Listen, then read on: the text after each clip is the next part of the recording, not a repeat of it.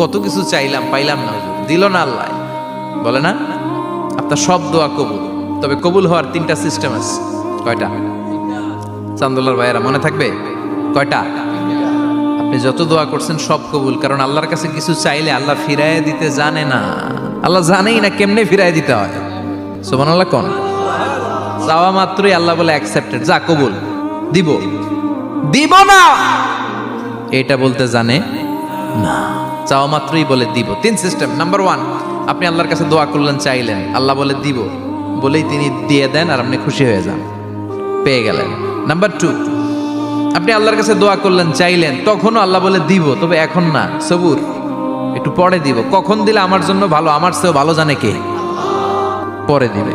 Number 3, চাইলেন, দোয়া করলেন, আল্লাহ তখনও বলে দেব, তবে এখনো না, পরেও না, কিয়ামতের দিন যেদিন বিপদে পড়বে ওই দিন দেব। যেদিন তোর বাবা তোরে চিনবে না, তোর মা তোরে চিনবে না, বন্ধু বন্ধুরে চিনবে না, পীর সাহেব মুরিদরে চিনবে না, মুরিদ পীর সাহেবরে চিনবে না,